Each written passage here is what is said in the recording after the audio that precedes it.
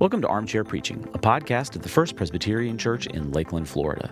This is a podcast about God's Word, the beauty of the gospel, and what it takes to communicate that truth to others. I'm your host, Pastor Zac McGowan, and on today's episode, Pastor John and I discuss how we get to the end of our messages each week, and we discuss this week's sermons in our series entitled disQUIET. We hope you enjoy the conversation.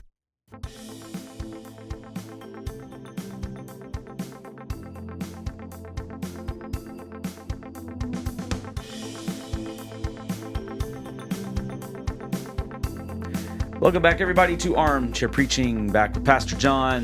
Hello, everybody. Good afternoon once again. I'm looking at week 2. There's cameras. Hello, everybody in the camera. Yeah. Pastor Zac, your camera. Camera. This is nice. Yeah. This was your idea last week, was to do a video, and the very positive responses. Very, very positive responses from everybody, so we're doing it again. It took, about an extra hour and a half. Now, some of that is learning how to splice Probably the videos. Not an hour and a half this time. Yeah. Hopefully it won't be more than an hour extra this time. But a little bit of different camera angle. So that's good. You had a microphone in your mouth. I had a microphone in my mouth.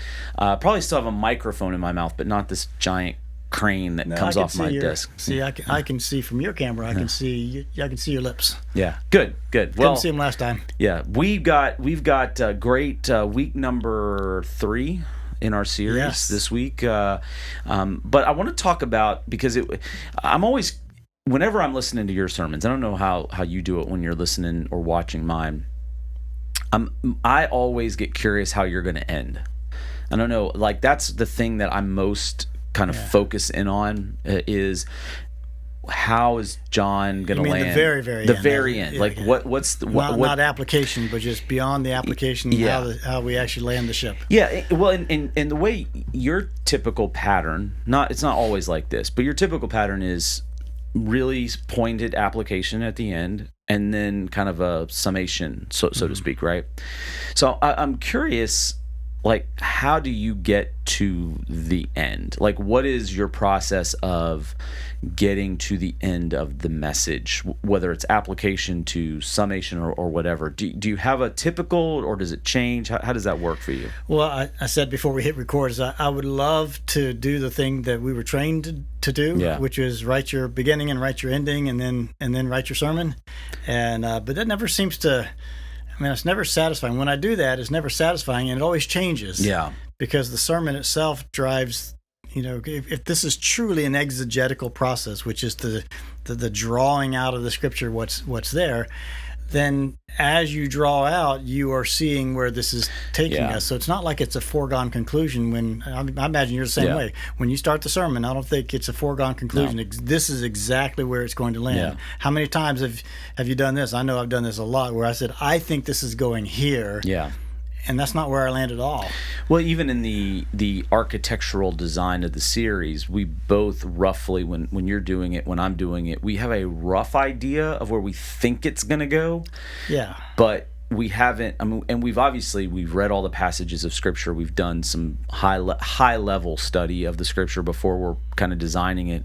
But like you said, when you're actually sitting down in the moment after weeks and sometimes months have elapsed between the opening or the design of the series and the actual preaching of that particular message, it changes, right? Yeah. It changes.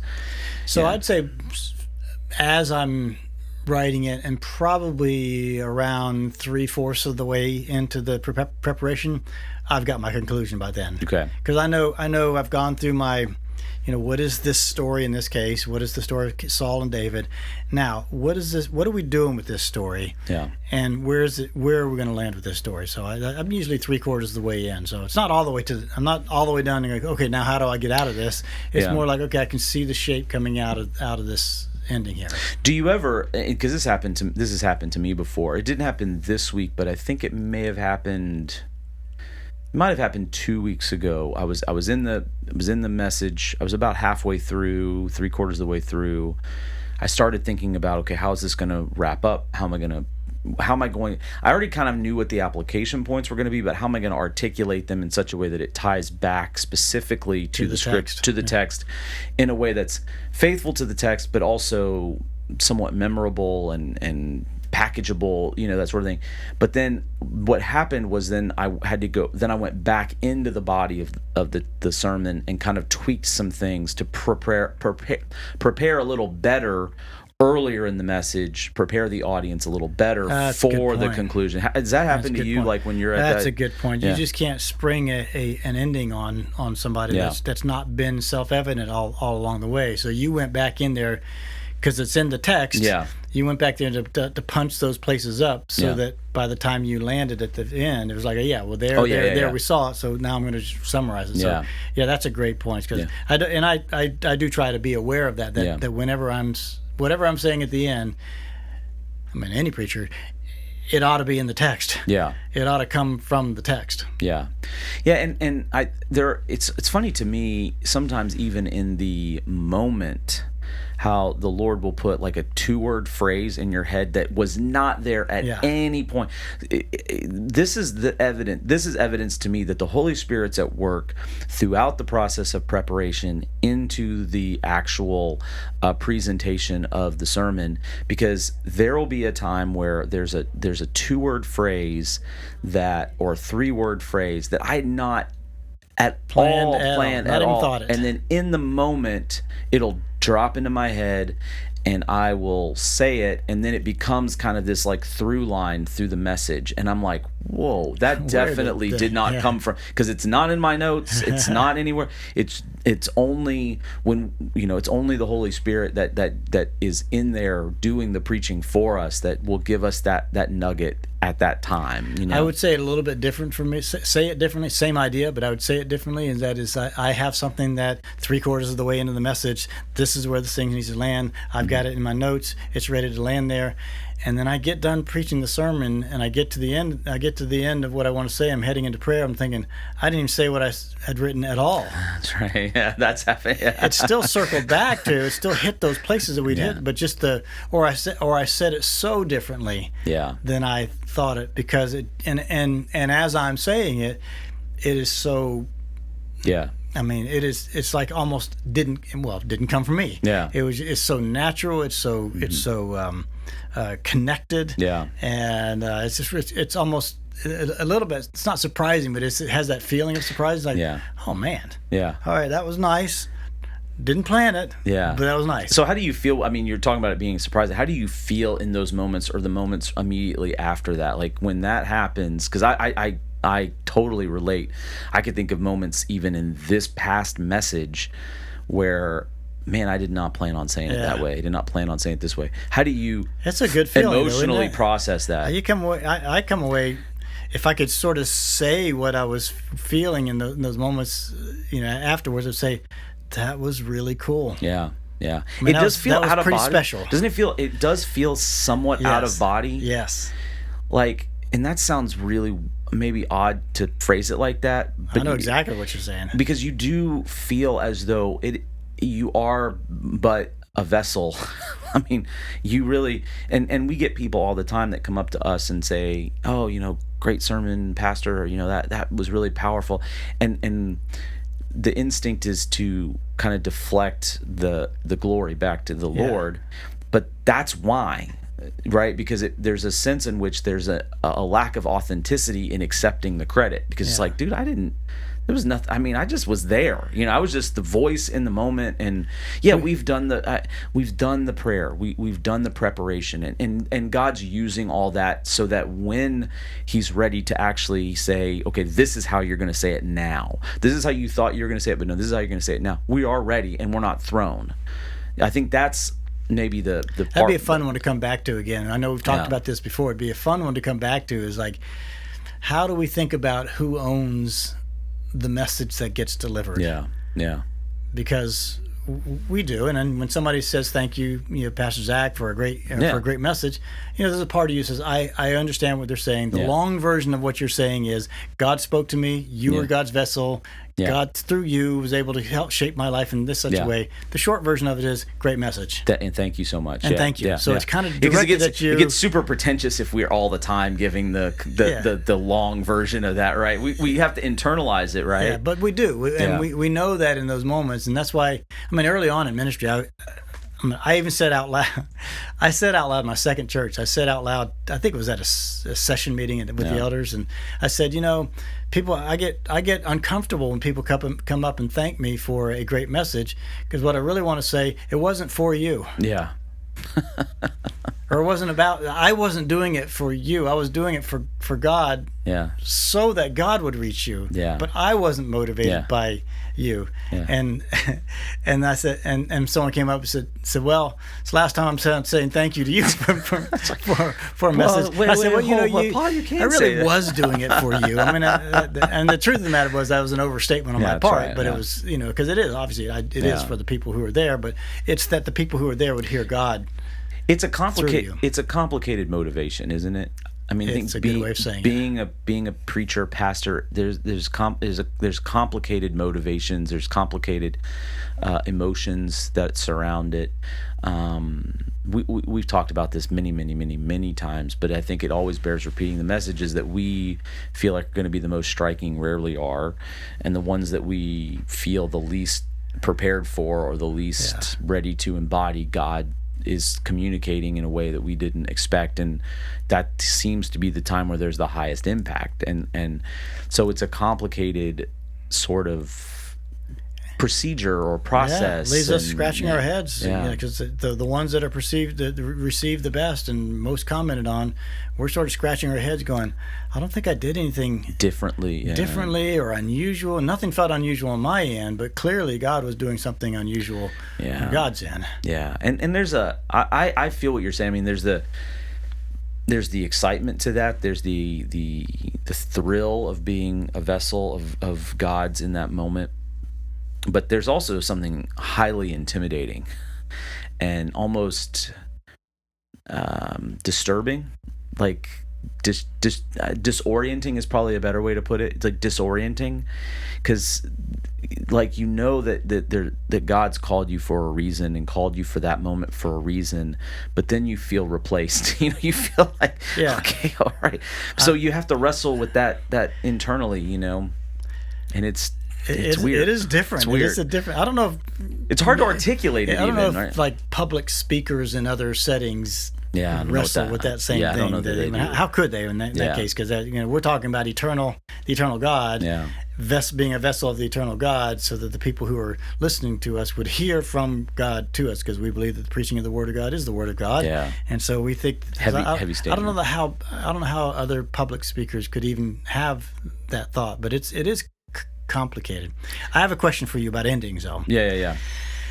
Have you ever had an ending that you would just say was a dud? Oh, absolutely. It's like you didn't go finish up with a bang. You finished up with a fizzle. Yeah. Well, and too, I used to get really tied up in, for lack of a better term, more poetic endings, like really wanting those endings to sing, but then I realized most of the time they didn't connect. They may have been poetic, but they didn't connect. It's that old cliche, so heavenly minded, you're of no earthly good. It's like people said, well, that sounded great, but I don't really know what that meant. What did it mean? Yeah. And so I've tried to simplify the endings. I used to, there's all in public speaking in general, there's all these theories about the different types of ways to end.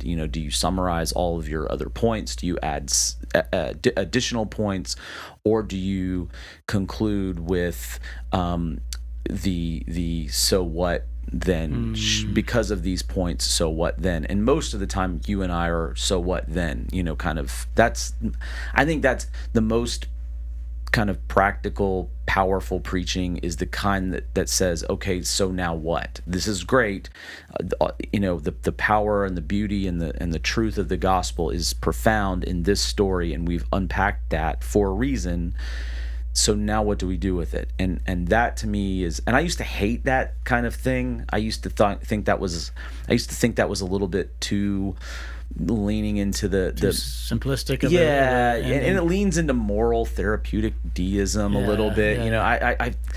But I've realized that if you're faithful to the text, you're faithful to the gospel, but you're not faithful to how people are going to take that home with them and be motivated to live as disciples, transformed disciples from that point on, then it doesn't, all the grand language and all that, it doesn't matter. We've wasted our words, and so those are the times when I feel a little too high and mighty on the endings, and I'm just like, dude, what do they take? Because the last thing that you say is that's the thing they're taking home. That's the thing that you take home. So usually it's those, and you do pretty much the same thing in a lot of ways. It's 2 to 4 application points, and then basically a summary of the sermon and the applications. Basically a summary of the, almost like we gave you the so what, now we're telling you once again why the so what matters in one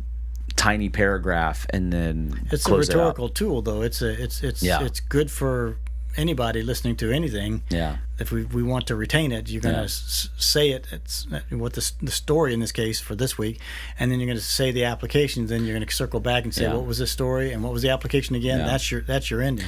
And to keep the airplane metaphor going, the wheels are down, the flaps are down, and the best thing that happens is you just land. Glide on it. Yeah. You land nice, smooth. Yeah, you're not trying to do like a roll,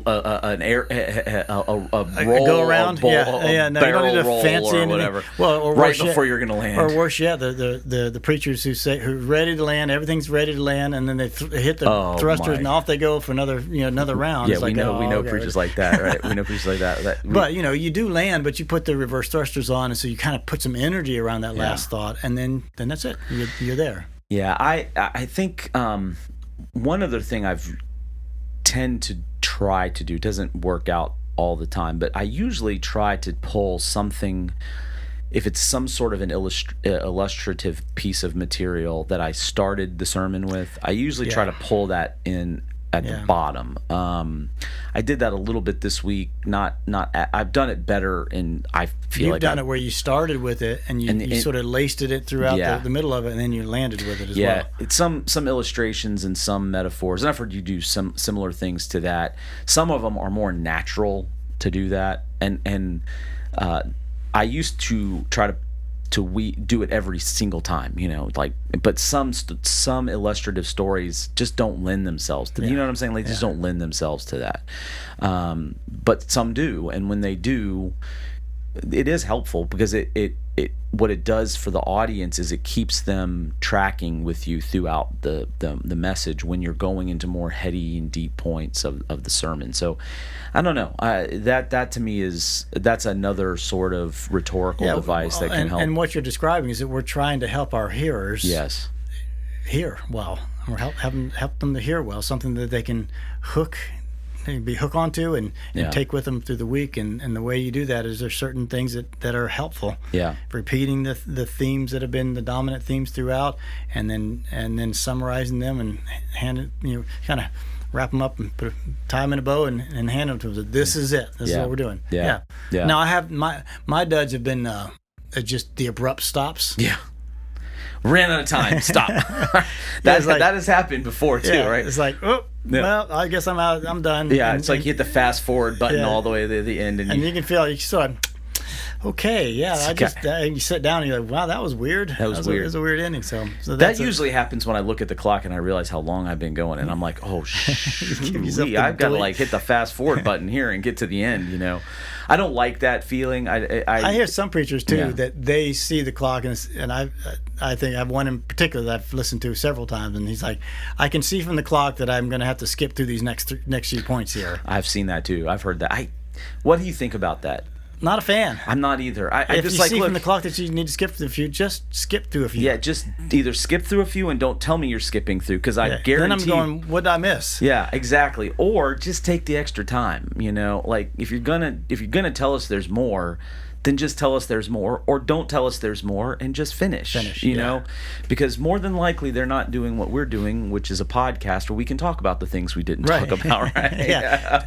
If you want to start a podcast. If you got one of those, then in the sermon you could say, hey, you know what, we're going to talk more about this on the podcast, so pick it up this week. I think that's I don't think we've ever talked about how we get to endings before, and I feel like in this particular series, the endings, the application points into the endings have been particularly important for people. I've heard that from both classic side, Vine side, and just really curious what your thoughts and preparation was to that end. And we've talked in some other settings around here about maybe even changing how we've been describing a pattern that we both have, and how we in sermons, how we would even change that. Yeah. To shift from your typical. I mean, the wheels touch down with call of God. Let's answer the call. Let's answer the call of God. That's your typical.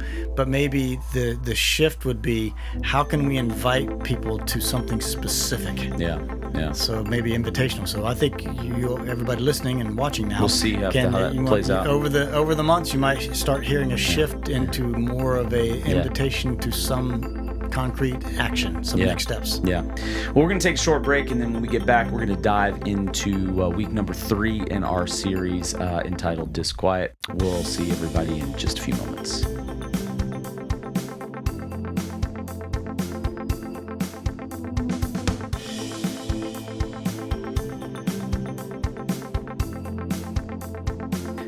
And welcome back. Did you put a commercial on just now? I don't know. We'll see. I don't know if we're going to put a commercial on. We might. I do want to talk this week.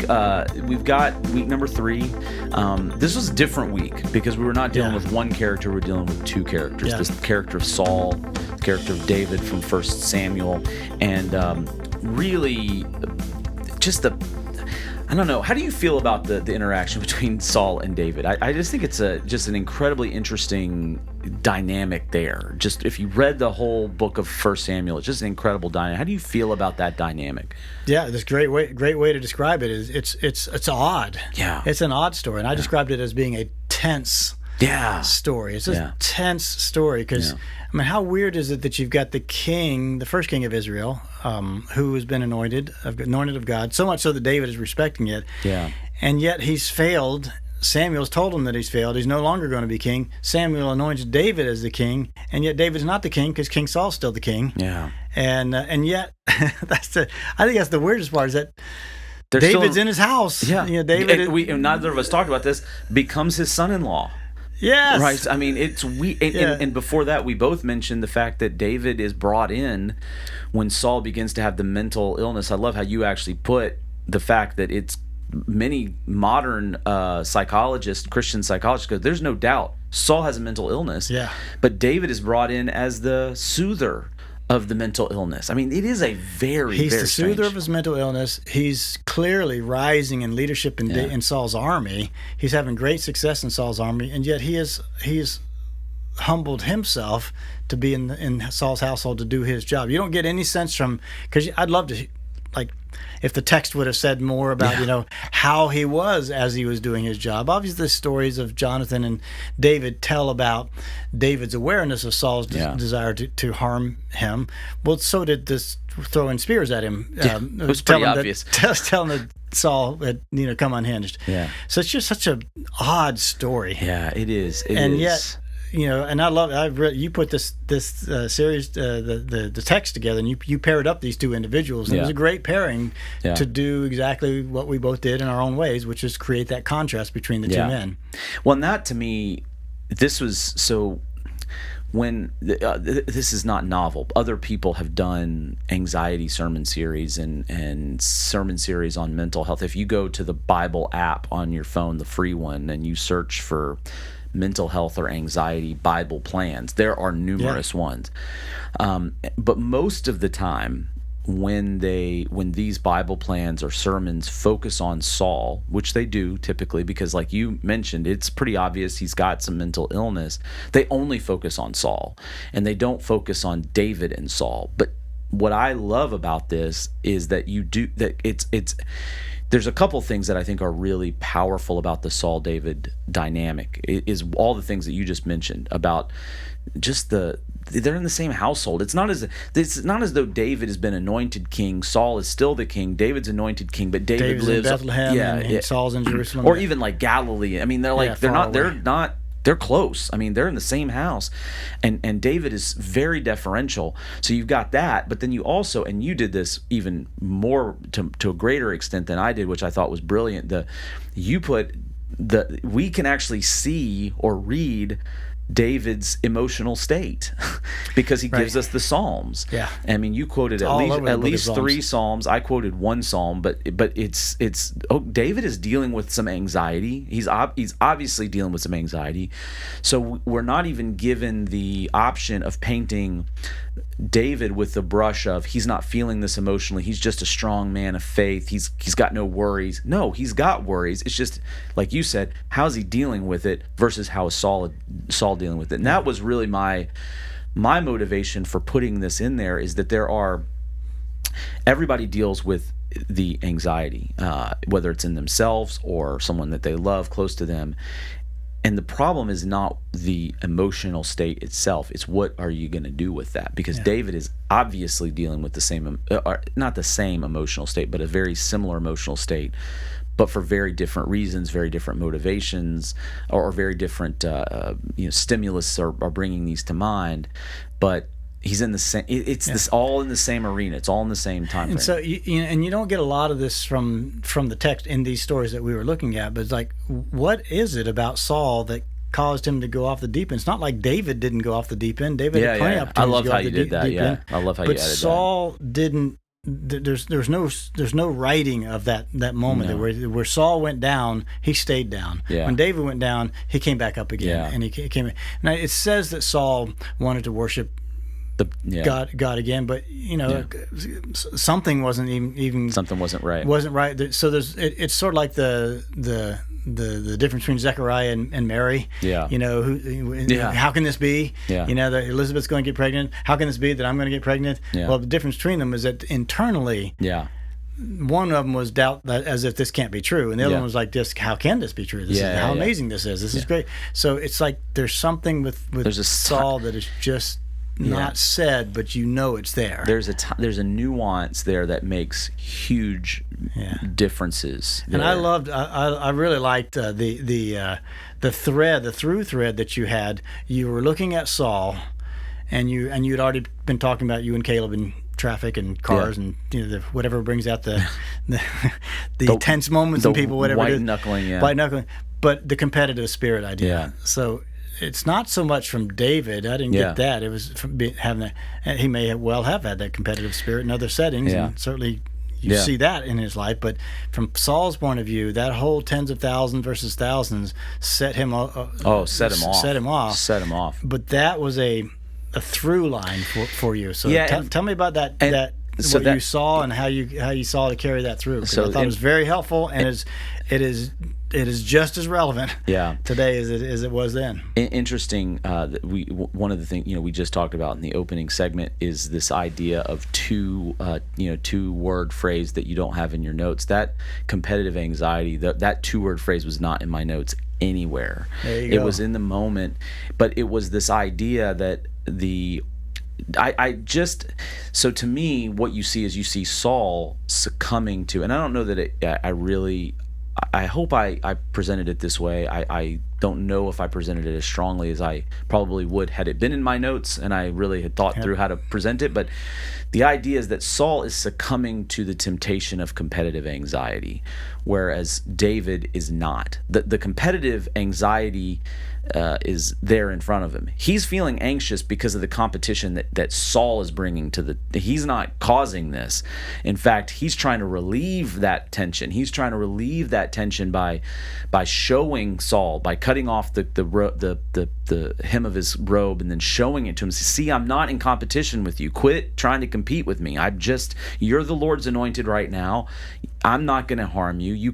People were telling me to harm you. Yeah. People were telling me that the Lord was giving me this opportunity, but I didn't take it. So stop it. It's kind of like, and that was Saul, the idea. And Saul, he has a competitive spirit. He's after David. He's going to kill David, and he hears that, and then you see him chill about it for a little bit, but then he goes right back to it. And there's actually it's what the Old Testament scholars call a doublet story. There's another story a few chapters later, very similar, where David cuts off the cloak and shows it to him again.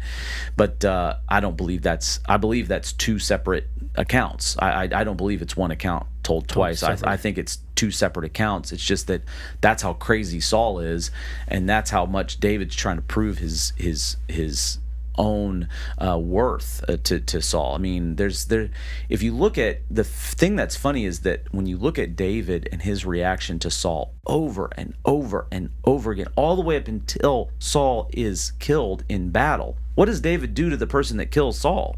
Kills the person. He kills the person who kills Saul, because Saul is the anointed one of God. So there's this deference that David has over and over and over again, even though he's been anointed as well, which you brought out. He's been anointed as well. He's also the Lord's anointed, but it's not his time. It's this idea of he knows wherever he is at that moment, that's where God wants him to be, and wherever Saul is at that moment, for good or for ill, that's where God wants him to be, and he's in that mode of accepting it, not being competitive about it, whereas Saul is just can't see what's there. That's what you wanted us to hear. Yeah. You wanted us to hear that competitive anxiety inside of us. Yeah. And later you would call it sin that needs to be confessed and confronted and all this. But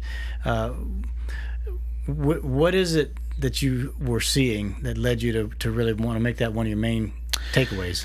I just, one of the chief, I don't want to say if this is, I think one of the chief targets, you mentioned this, and I've mentioned this in previous, and even in the preview that we recorded for social media, you talked about the idea of we live in a very anxious time, and one of those is the rise of social media, and I'm not one that says social media is the devil, it's evil, but how we respond to it very much can be, but again, that's playing onto temptation of what we're going to do with it, and people use social media to elevate or do it to deflate their own egos, but that's what happens, but how is it that one person can look at someone on their social media feed who's going through a great time in life, and one person can say that's awesome for them, and celebrate with them,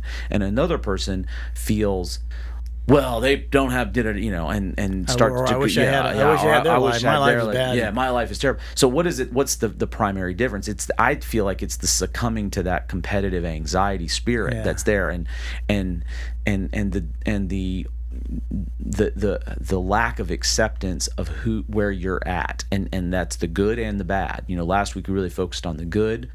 Sometimes we beat ourselves up too much, and sometimes we even when we're beating ourselves up too much, we still aren't ready to confess our sins and say, well, you know what, I don't have any worth. My worth can only be measured in who Jesus is for me and who God is for me. And I think that's where you really see, and that's why I loved what you did with with the Psalms of David, where the psalm that I chose in Psalm 57 was really about what David was experiencing in the attack of Saul.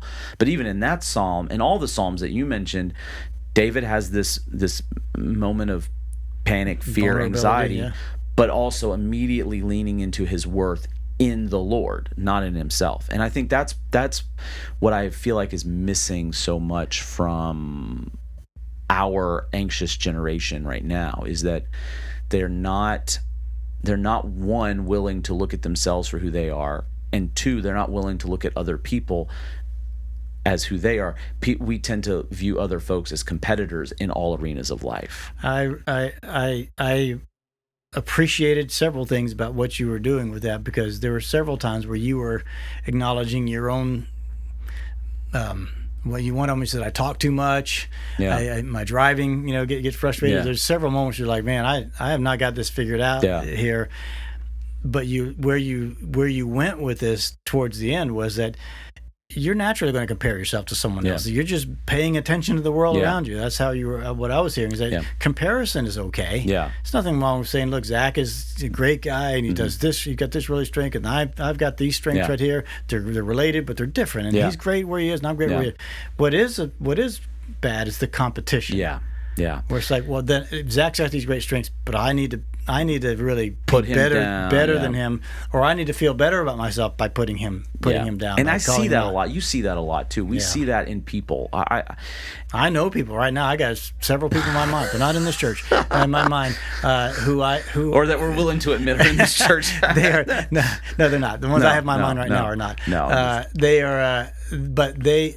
You can almost see it. You can see that I need to say something about that other person over there that is sort of just destructive, tears them down, because only then can I feel better about myself. Well, you and I, and this did not. And that's competition. This is something that was going to be as part of the illustrative material. Like I didn't know if it would land with people as much as some of the other more kind of everyday life sort of scenarios. But I know you and I have actually talked about this, about as pastors, as leaders in a church, the inherent competition in North America that threatens the North American church with our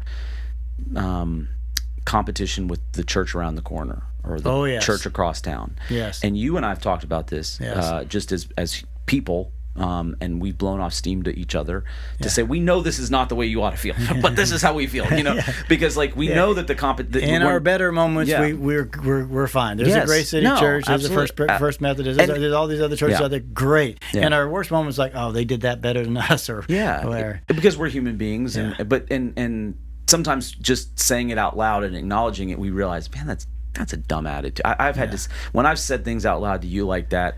I have to in my head. I'm like, you know what? That's a dumb attitude. Here's what I know about you. I already know it's true about me. Is that how the level to which you do that negative comparison today is miles away from the way you did that 20 years ago, 15 years ago. Absolutely. Because you have to learn. We've learned that we're not in competition. No. We can compare. It's like you said. I think there's. Even in the church ministry world, we've done this. We watch what other services are doing, and we go, "Oh, you know what? That's an interesting way to do it. Like maybe is there some way we can adapt it to our theological framework and that takes comparison, right? I mean, that takes but where it turns ugly is when we go, well, we're going to do it better. It's like it's God has put us where He's put us. For the reason that He's put us, He's put them where He's put them for the reason. And guess what?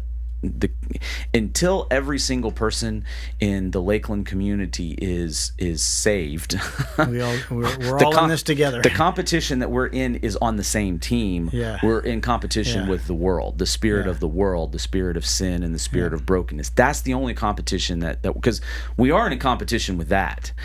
Jesus was in a competition against the darkness of this world, but which means that we don't need to be like that church down the street. No. Because this community already has a church like the church down the street. It is the church down the street. Yeah.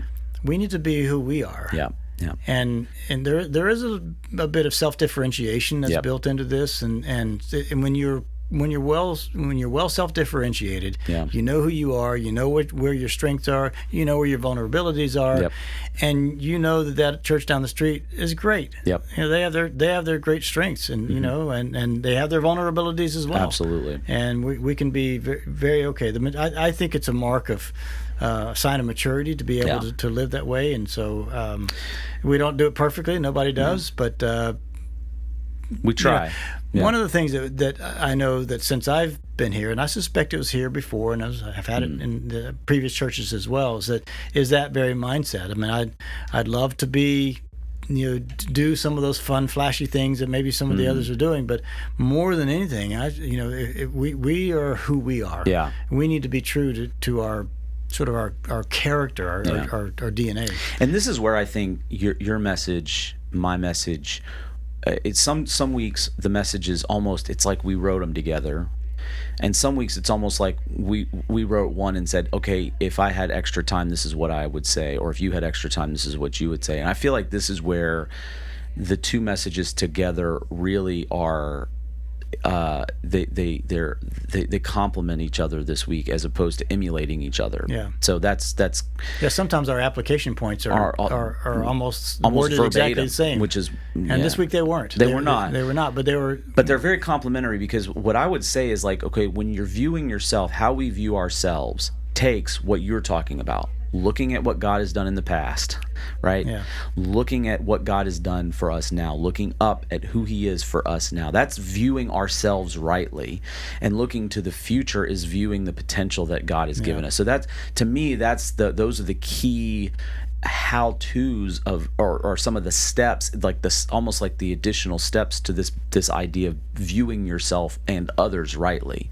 Look at how God has worked through other people's lives, that God is working in other people's lives, and when something good happens in their life, it's because it's God at work, right? It's not at our expense. It's not at our expense. Yeah. And I think that's where some people miss the boat, is that they don't look at their past and celebrate what God has done in their own life. They don't celebrate their salvation because they're not really willing to admit that they need salvation. I mean, they know it in kind of a nebulous, general, pie in the sky, everybody's a sinner kind of way, but no. What's your particular brand of sin that God has died for, that Jesus has died for? That sort of thing. So I think that's where it's really complementary points there. Which I mean, I didn't read your dissertation, but I know your final project had a lot to do with identity. Biblical identity formation, yeah. So what you're describing is, even in the idea of comparison, if my identity is secure, if it's understood through that past, present, and future sense of place in God's redemptive history, I'm secure with that. I don't need to worry about. I don't need to worry about the other person, and I certainly don't need to worry about.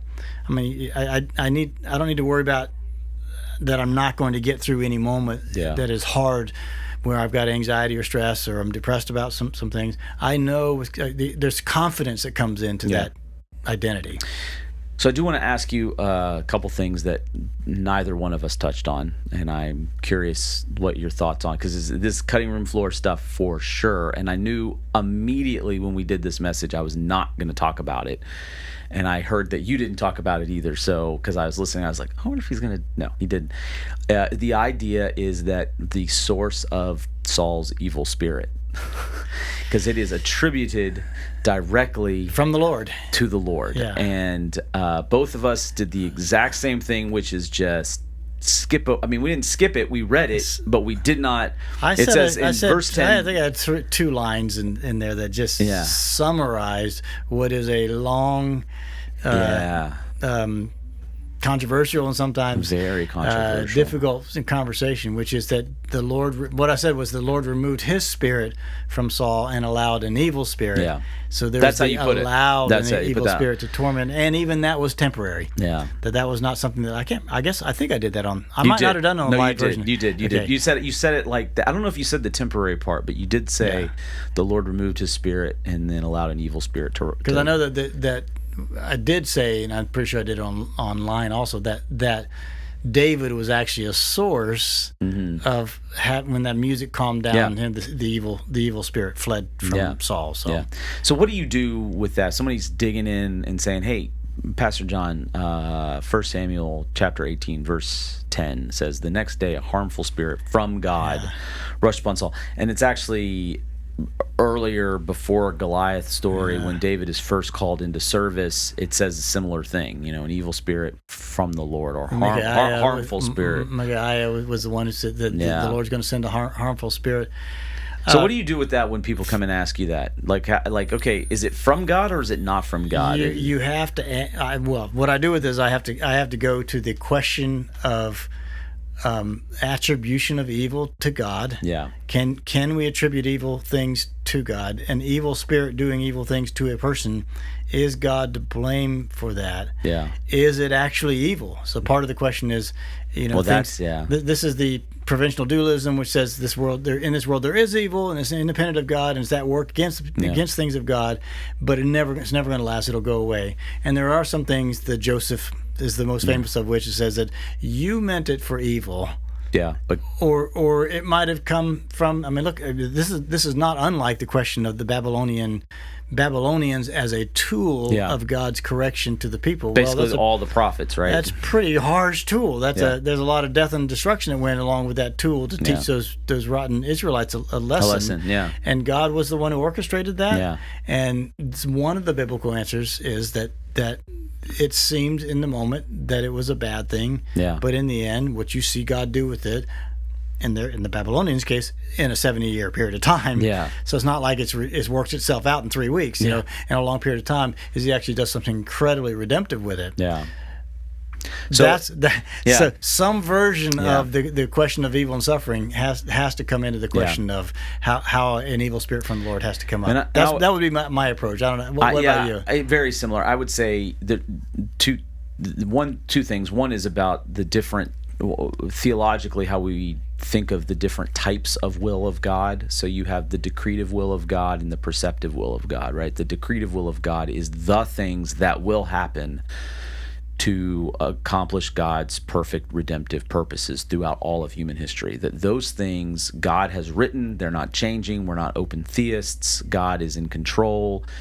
Part of that decretive will is the and if you want to use the term allowance of the allowance of the sinful activity of human beings to accomplish that good work, which we talked about this last week. You know, God only has messy people to work with, so the other alternative is He just wipes everybody out, you know, and starts from scratch. Otherwise, He's going to have to work through sinfulness. He's going to have to. The alternative is total annihilation or working through broken, sinful people. I guess there's a third option. He could just make us puppets and marionettes, and we just do exactly. And it makes it happen. So you have the decretive will, which accounts for, I think that's probably the better way to put it, accounts for the sinful activity of human beings. And David is a prime example, right? He commits adultery, murder with Bathsheba. This is after he's already king. This is in 2 Samuel. But who comes out of that line? You know, who's ultimately in that line? Well, Solomon is in that line. And after Solomon, you go down to Jesus. The human line of Jesus follows back through David. Not through the righteous marriages that he had, because he had multiple marriages. That gets complicated too. But definitely through the sinful adulterous affair with Bathsheba, and there's Jesus. And in fact, the Matthew 1 lineage of Jesus unpacks that multiple times. There's a lot of hope. There's a lot of hope in that genealogy. Yes. So you have the decretive will of Jesus, the decretive will of God that accounts for things like harmful spirits that God uses in the Saul David story to, for whatever reason, equip David. There is some evidence later on that actually some of what Saul does to David helps equip him to be a better king. And then you have the perceptive will of God. The perceptive will is the will that has been disseminated to us, which is there is good, there is evil, there's holiness and there's unholiness. God defines the good, God defines the holy. He says everything that's not of His law is unholy and unrighteous. And so when Saul throws the spear at David, that's wrong. That's a sin. God is, from a decretive will standpoint, utilizing that for His own redemptive purposes, but it's still sin. It's still based on the broken fallenness of Saul and his mental illness, which is the result of that brokenness, and on and on and on. The best example of this is, of course, the cross of Jesus Christ, right? The cross of Jesus Christ is a prime example of God ordaining sinful activities to accomplish His ultimate redemption. Because Judas' betrayal of Jesus, absolutely a sin. No way to put that any other way.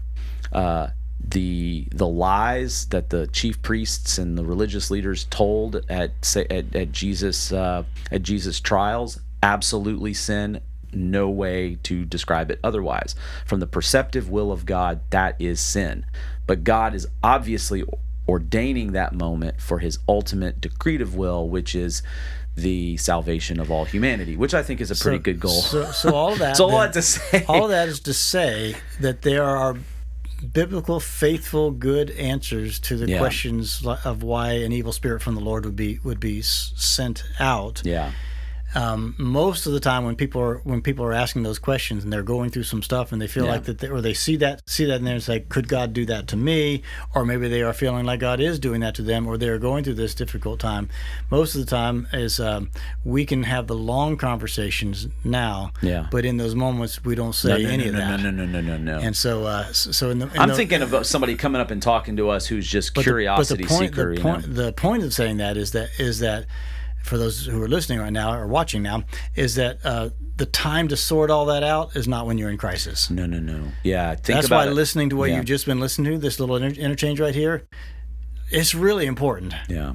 Especially if you're not going through a crisis right now. If you're not going through a crisis right now, this is really important because you can begin to see how you can uphold the goodness and justice and the love and the mercy of God, while at the same time realizing that some of these things are going to happen in our life from multiple sources, and they may actually be of God. Yeah. But there's some ultimate purpose that is at work, and that we can trust that. And I think pastorally, that would be.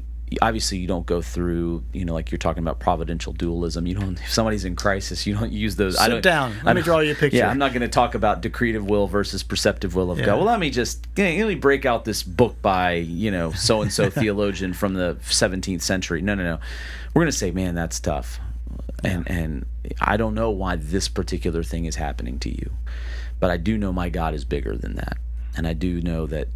The cross of Jesus Christ and the empty tomb of Jesus Christ. How many times we've had those very conversations? Yeah. Because that's all you can say at that point. Yeah, because we don't have the answer to that particular. We don't know why God. I mean, you mentioned the Joseph story. Joseph doesn't have that perception when he's in the bottom of the pit, being sold into slavery by his brothers. He doesn't have that. Well, God's going to work all this out for good. I know what's going to happen with this. When he's being falsely accused. The Disney ending, this is going to be great. I can't wait to see it. He's not thinking that. We're talking years and years and years and years before, and then it's years after he's risen to the top that he's even able to articulate that. So there's no, and you said this in your message this week, which I was so glad that you did. We're not interested in pat answers. We're not interested in the cliche answers. Sometimes the cliche answers are cliche because they are true, but they're not helpful. Yeah. in those crisis moments. Now you're being a pastor. Yeah. The pastor says, the friend says, I don't know the answers. Yeah. I'm just going to, as Harold Kushner once said, the guy who wrote Why Do Bad Things Happen to Good People, the rabbi, he said, sometimes you just need to sit with your friends and cry. Yeah. And help them cry. Yeah, Job's friends in the first 7 days, not everything after that. Yeah, right? yeah. Job's friends in the first like 7 days. You don't need enemies. The first 7 days they're great because they're just sitting there and letting Job cry. But then after that they're kind of terrible because they get zip it up, Job. Come on. You just did this all happened because you're a terrible, no good sinner. I thought one of the more helpful things that comes out of this, and I think we said it differently, and the way I said it was, it's okay to not be okay. Oh yeah, yeah. Everybody at some point is going to be not okay. Yeah. Part of what this story does is it helps us see that even though we may not be okay, that there are some things. Yours was we can admit our competitive anxiety, and we can change how we view. We can just begin seeing people a little bit differently, and as we do that, it begins to shape who we are, and we kind of move through that. And so we were able to do something. It's doing nothing that seems wrong when there's something that can be done, which we both had applications that say there is something that can be done, and doing nothing is not a good idea. Yeah. Sometimes we need to say, like when King David in Psalm 13, he's just saying, "How long, O Lord, will you, will you be abandoned me forever, forget me forever?" So sometimes we may need to sit with the dark night of our souls, but as you pointed out a little while ago, every time David has a psalm of lament or an outburst of anxiety, it's followed immediately by yet you're there. Yeah. And I know you're at work there. So I always wonder in doing those, something with it. Yeah, I always wonder in those psalms, how much time passes before he writes the second half of that, because we read it and it's one verse right after another, but we know poets and songwriters that they write a verse and then they write the chorus like weeks later, months later, and I wonder with David, because David does seem to wear his heart on his sleeve pretty regularly in the Psalms, and I think it's so important for us, and I don't know that we can say it enough in this podcast, in our sermons, especially during series like this, but in other series, for people to hear from us that it's okay sometimes to just not be okay. To not, because so often I feel like, and I've heard this in this series, people come up and say, they feel like there's the pressure of the world to put on a false front of togetherness, a false front of and it's exactly that. It is a false front. It's not true. It's not real. And I think our desire is that they know you don't have to be like that with us, because if you're like that, you definitely don't have to be like that with Jesus. Jesus is not interested in your polished, saccharine view of righteousness. What he's interested in is your heart and your healing and your wholeness. And that's for people to hear us from a stage under the lights in a beautiful setting like the sanctuary, in a more modern setting like Vine, to hear both of us say things like that, I think is incredibly healing for people, especially people who I know have talked to you, who said, I was hurt by churches who didn't say things like that, or worse, said the opposite. Expected, only perfect righteousness. And again, we're not trying to be competitive with other churches, but that kind of messaging is, one, it's just absolutely not biblical. And I think we've been demonstrating that for 3 weeks. We got 3 more weeks to continue to demonstrate that. But it's also so hurtful. You were talking about the context of the sanctuary, the context of the Loudon Hall in the modern service. What was going through your mind, knowing that you had parents of children who were singing in the children's choir in the room that day, little extra something, four of which were mine. That's right. You have your own grandkids, my kids and their spouses, and then their kids were on the stage. But also knowing that you had the Merritt family coming up for baptism afterwards. So did that shape? Did that affect how you prepared for the message itself? This week, actually, just the way God lines things up, this week was a little bit of an easier kind of a little bit of an easier kind of shaping of the message for this. The service was kind of built and the message was kind of there. I think it was a little bit easier to kind of mold this together, because I look at those kids, and it was funny because Julie was sitting with some of our friends with special needs, and she said as the kids were singing, she started getting just teary, thinking about what they were, what kind of, and I think about those kids and like, what kind of world are we giving to them? What kind of world where, most of those kids at this age and stage, I pray, aren't feeling the level of anxiety that we're talking about, but it won't be long. I mean, I know kids that are just a couple years older that talk about anxiety, they talk about depression, things that as 11, 12, 13-year-olds, I don't know that I even thought about those sorts of things, but they are now. Some of it's because they had very key years in COVID where the anxiety level was at a boiling point worldwide, not nationwide. And some of it's just because, the pressures of feeling like I think they hear a lot more about financial, economic woes that are, they hear parents complaining about gas prices and milk prices and all these things a lot more. So for me, it was important that it was a kid's day to some extent. We had the First Kids 45 as well that were unpacking the messages this week as well. And so I don't know. So it was a good topic that lent itself naturally to a wide range of ages. But you talked about and you talked about the merits. I'll say this, Kyle and I've gotten kind of close over the last several months. Just he's in the parent group, but I know I've talked to him, and I don't think this would be. But he's talked to me about the stress he feels at his job, the stress he feels as a dad, and the anxiety and he's the kind of guy, if you look at him and you talk to him, man, he's a high achiever. And Andrea, they're high achievers. They're highly intelligent. Their kids are wonderful. And there's something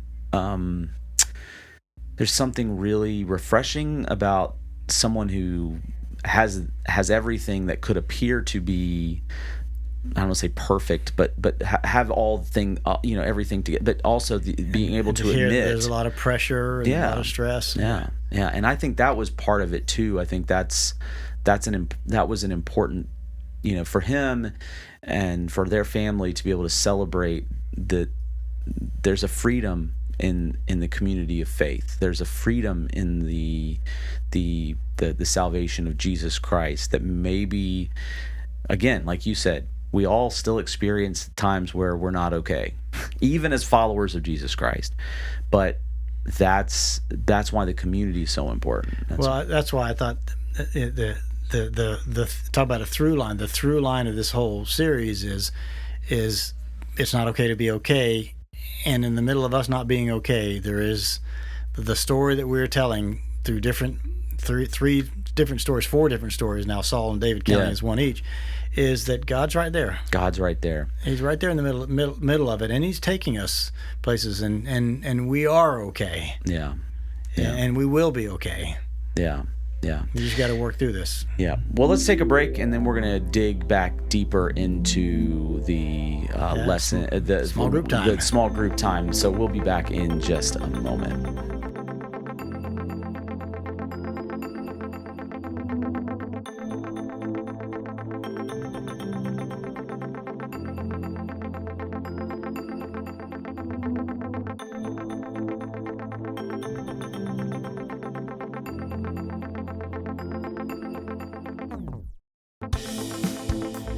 All right, we're back. So we're going to dig in a little bit more deeply to this week's. How we unpack this? If you're in a devotional time, you're in a small group time. So where would you have folks go this week if they're kicking off this topic about Saul and David and competition and where you're at and the different emotions that might be at play. So if you're doing your Bible study, or if you're in your group, first place I would say would be to go to look again at Saul and David, because we both spent some time unpacking the differences between their reactions to different things, and ask and realize that Saul is this king who's been the first of a long line of disobedient kings, and yet David is this guy who's remembered as a man after God's own heart. But golly, the things that he did there, they are perceived and received in Scripture differently. Yeah. What is that difference? Why is it that Saul was remembered so negatively and David, in spite of himself, is remembered so positively? And does that give you hope? Yeah. Does it give you concern? How do you respond to that? Yeah. That'd be a good starting point. Yeah, I think I would love if I in a group kind of setting to ask how have people seen their own responses to potentially stressful situations change over time? Like, have they noticed in themselves any progression or regression in especially when it comes to things like that competitive anxiety, like when they see other people do well, when as Saul sees David succeed and he has this massive kind of negative reaction. How do people react when they see other people do well or do worse in life, whether it's social media or in your job, or what is your initial gut reaction, and how do you deal with that? Yeah, how do you? Because you're asking everybody to answer the question whether you feel that sense of competition that you talked about, or whether you feel like cheering on the inside, because you're pretty clear about who you are, And it's okay if somebody makes more money, has greater success, gets the award, you're okay. You'll keep doing your thing. Yeah. That's a great question. Yeah. What's your starting point? What's your MO? Yeah. What's on the inside? Yeah. I think too, following up to that is, what do people tend to find triggers that competitive anxiety? Like, I think everybody gets that, whether they act on it negatively. I know myself, there's a twinge of competition when certain things happen or don't happen, in myself, with other people. It happens when I see folks that I graduated seminary with, for example, and I see what they're doing, and I'm like, oh man, like, should I be doing that? Should I be writing books? Should I be, and it's not necessarily I don't want them to have that, but it becomes more like what about me? Or should I be doing something different? Do you know what I'm saying? Like, yeah. I don't necessarily get the, I hate them, they or even I don't know if it's envy or if it's more like, well, maybe am I doing what God wants me to do? Should I be aspiring to something different? Not even necessarily greater, but something different. And that can, if I allow it, and if I don't kind of nip it in the bud, can spiral out of control. But there's a healthy side to that. There's an unhealthy. Yeah. What you're saying, there's an unhealthy part of that. Yes. You could go unhealthy with it and say, my motivation to do those things, if I'm going to go write a book or do whatever it is, go on a speaker circuit, whatever it is, my motivation is to be better than, or I'm going to show them that I've got it too. Yeah. As opposed to, that's a really great idea. Yeah. That really fits. That would fit. That's in my wheelhouse right there. I think that's going to get me where I want to go into my next place. Very different places there. Love that. Yeah. Love that. Yeah. I would add one. The image, and we both touched on this. The image of Jesus in Matthew chapter 11, saying, "Come to me." Yeah. All you who are weary and carrying heavy burdens. I wonder what that. So, if you're in the middle of an anxious moment, you're feeling a lot of stress about a situation, and you can. And I had freely admitted that this is a challenge in those moments. But if you could get to that place where you would remember that the God of the universe is looking at us and saying, just come to me. Yeah.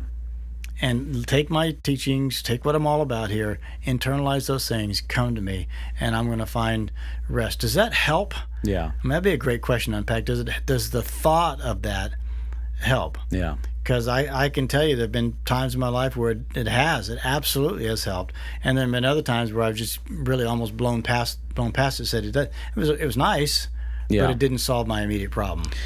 Yeah, and I would jump off of one of your points, or a couple of your points at the end, and you talked about looking at the past, looking at the present, what God's doing, what's the present reality and the future. I would say, if people are looking at the past, where have they seen God kind of show up?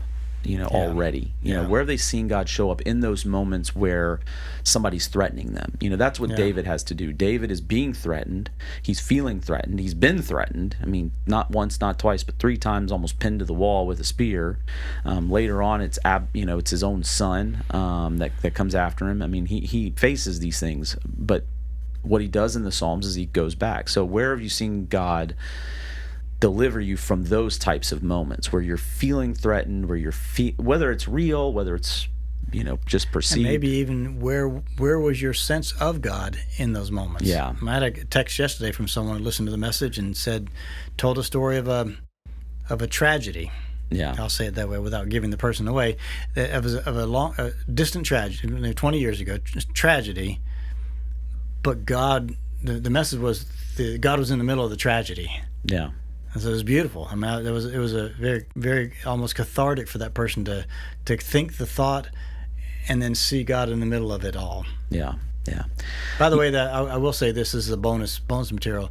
I had it's almost editing room floor, but the idea of seeing past, present, and future of God is really about perspective, gaining perspective for in the given moment. But in the back of my mind was the theologian John Calvin opens up his great work, the Institutes of the Christian Religion, by saying, you want to see yourself well, you want to know yourself well, go before God. Yeah. You want to deal with your problems well. In this case, see God fully, and having seen God fully, then come down and take a look around, and you'll see things rightly. Yeah. I think going into the text just a little bit with David's response to Saul and the cutting off the cloak, I would love to hear people's in their groups, like, their reaction to, does David have a right to take revenge on Saul or not? His men are definitely trying to convince him that he does, and in a lot of ways, from a pure justice standpoint, self-defense standpoint, he does. But do people think he does? I mean, if you're in your group, I'd ask the question: what does he have the right, or doesn't he have the right? From a pure justice standpoint, would God count that as a sin against him in that moment? Yeah. David obviously doesn't think it's right. He doesn't do it. I think that's a real important question to kind of unpack. Somewhere in there, a related question to that. That's a great question, because it contains that nugget of the question, the statement of David, which is, that's the Lord's anointed. Mm-hmm. And so somewhere in there is there something inside of us that sees that something that we perceive as a problem for us, Saul in David's case, mm-hmm. is actually God's business. Yeah. Yeah. And we're not going to fight it. Yeah, it's understanding our place. It's understanding our role. And even if you believe he does have the right to take Saul's life in that moment, that's not the way Jesus certainly operates. Jesus had the right to annihilate those who arrested him, and he didn't take his rights. So what is it that would get us to the point where because a lot of people today get very anxious about, I need to get my rights. I have the right to. So what is it that, from a Christian perspective, says, you know what, I'm going to forgo my rights for the sake of something greater. I'm going to forgo my rights because my chasing after what I think is right, or my own rights, is actually creating a great deal of anxiety in my own soul, rather than saying, I'm going to let this go. I'm going to let my right to be right go. And so how would a person get there? How do folks feel like they can get to that point? And can you imagine what that would feel like at the end? Yeah. Let's say you've done it. Yeah. As opposed to the bottled up anxiety that is causing your blood pressure to spike, and you're ready to kick the dogs on the way in. Instead, you are at peace. Yeah. Well, I hope that's been helpful for everybody. As we say this week, every week, if you missed any one of our messages in our series called disQUIET, make sure you head to our website, fbclakeland.org. Click on the worship page in the Sermon Archive tab, where you can watch complete services of both the Classic and Vine service. And wherever you're at listening to this podcast, or watching this podcast on YouTube, make sure you hit the subscribe button. Be notified. So I think he's done this before? Yeah. Can you tell? It's not on. There's no script. Episode number 180 or something like that, yeah. So he's done it 180 times No before. script, but you want to make sure you hit the subscribe button so you can be notified when a new episode drops. Little bell. And, drop us a comment in YouTube. You can do that. Share this with your friends. There's always a share button someplace on your podcasting platform that helps other people discover God's Word being preached here at FPC, and the podcast as we dig a little bit deeper. As always, Pastor John, thank you so much for hanging out. It's great to be here. Great to be here with video format, second week in a row. Yeah. We're going to see how long we can keep going. Hope it takes a lot less time. Yeah. Thanks, John, and goodbye, everybody. We'll see everybody next time.